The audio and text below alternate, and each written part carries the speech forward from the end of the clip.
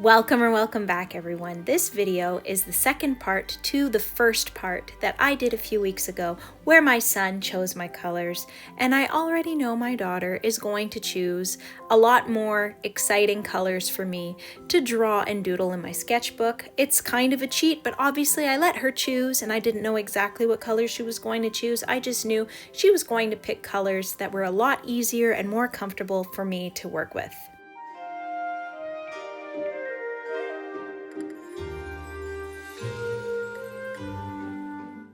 So her choices did not disappoint. I really like all of these colors and I'm very excited because there's a lot of food names. So it was already giving me ideas. We have Iris and Heather. Next over here we have grapefruit and lemon peel. And lastly we have basil and pear. So now that our color choices are out of the way, I have to sharpen these bad boys. But first, we've got to play with baby.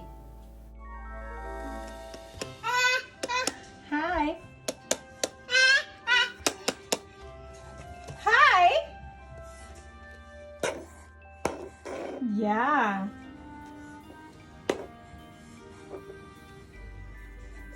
Yeah.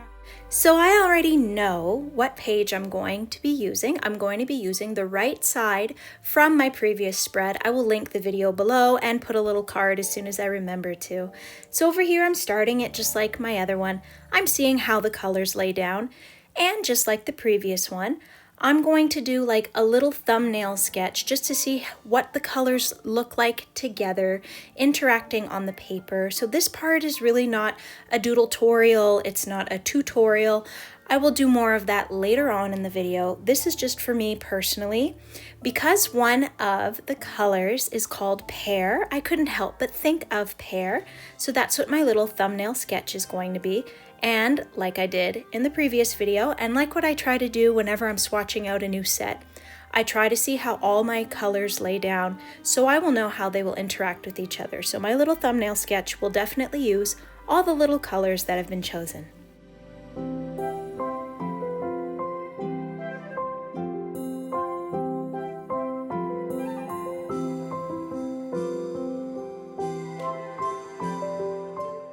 I can't emphasize swatching and testing your colors out enough.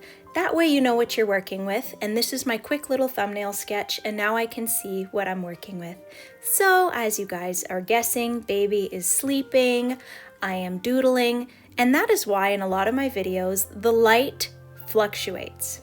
So because another color was named Heather and Iris, I couldn't get my mind off those two flowers, and that's what really springboarded and inspired me. The pear, the basil, all these things, these names were giving me food vibes, plant vibes, so that's what's inspiring this entire spread here.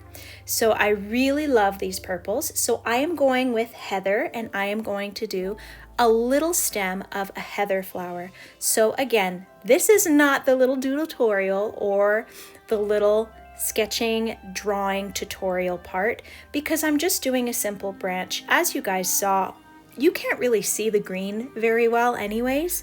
All I'm doing is squiggly little flowers, and I'm adding in a variation of the two greens for the tiny little leaves, and I'm just doing a stem because it's like part two in my mind. My mind's very structured, so the thumbnail sketch gave me an idea of the colors, and then I'm planning to do a flower later on, so I'm just getting myself in the mood. So this is like part two for me. It's like another little thumbnail sketch. Again, just seeing how all the colors will interact with each other, and I'm just trying to get myself into a plant and flower mindset. These little flowers here were super easy to draw, and it's kind of easing me in because the next drawing kind of scares me, and I'm going to do it in this section right here. I mentioned iris, I mentioned flowers, and these are all the colors that I would actually need to draw an iris. So I'm going to do what I did in my previous video, and I'm going to use the lighter of the two purples to start sketching out my flower. Now, I'm going to be honest, I was really nervous because I've never drawn an iris before. Now, if you look over here, my little heather branch, it was little squiggly flowers. It was small, it was simple, but an iris, I really wanted it to turn out nice, and they're not the easiest flower to draw. So over here, I'm just starting off going very light lightly with the lighter of the two purples like I mentioned, and I'm just doing some nice squiggly leaves to get the overall structure of my flower. And even though I was really nervous and I had some anxiety around it, I just kind of dove in, and the more I started drawing it, the better it was. So as you guys can see, I did one petal at a time. So if you're drawing alongside me, or if you're drawing any other flower, just break it up into small steps, one step at a time, go lightly. And what's nice is flowers and plants are very forgiving. The more squiggly you go, the more organic it ends up looking. It's more convincing. And flowers have squiggles and folds and they curl up. So it's really forgiving, especially if you're nervous. All right, now I'm moving on to the stem. I'm going to do what I just previously did. I'm going to lightly sketch it in. And remember, these are colored pencils. And if you lightly sketch it in with the colors that you're going to use, you can color over top them and you will never see the sketch. Just don't press hard. It's another way to let loose and let go and to commit to your drawing.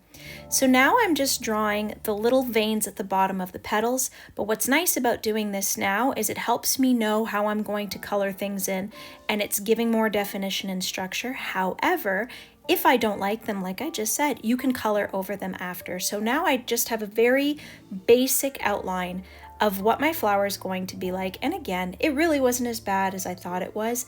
And at the end of it, I was so happy that I did it, and I didn't know why I was so nervous, but it was just unfamiliar territory.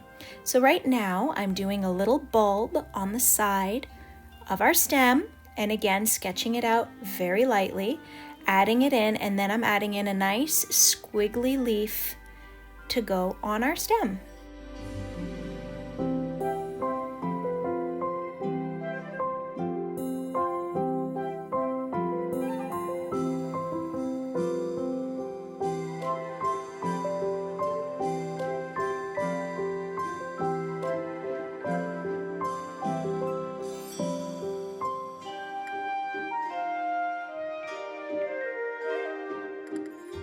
And here we are later on in the day while the baby's napping, and I'm going to be adding in some color to this sketch. I'm going to start with the warm colors.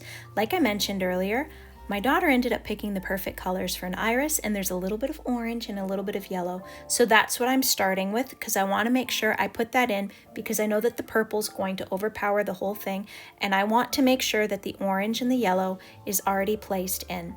So what you're going to see here is I am deciding to color it in with the darker purple underneath. So this would be the underneath part of the petal, which will act as my shadow color to give some contrast. I really like this shade of purple. I've always been attracted to it. And I'm just using it everywhere where I think there will be nice dark parts. So I'm using it to outline, I'm using it for the veins, and I'm using it for the underneath part. Then I'm going to use it for the top back petals. And later on, I'll use it for little freckles that you guys will see. And anywhere that I don't use that purple, I will be using this purple. And as you guys might already be able to tell, it's more of a bluish purple, but the more pressure I put, the more layers I add, and the more that you actually see the saturation of the color, you're going to notice the contrast between the two purples. Right now, I'm just lightly blocking it in, but I can already tell it's a lighter, more blue tinted purple. So I'm just doing a lot of what I already did with the petals. I'm simply mapping out my colors, making sure I use them all, and just having a light foundation so I know where all my colors go and I know where I'm going next.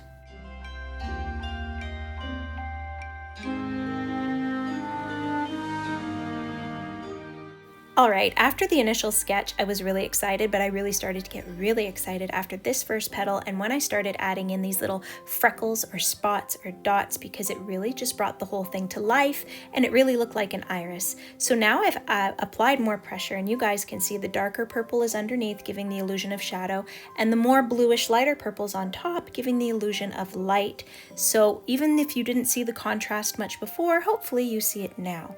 Now I got even more excited as all the petals went on, because again, adding this makes it look more like an iris, and it's all starting to come together, and every single petal really had me excited. So I was glad I was able to do the coloring in one go, and the baby was sleeping. It was a really nice motivator, and boom, here we are, it's done.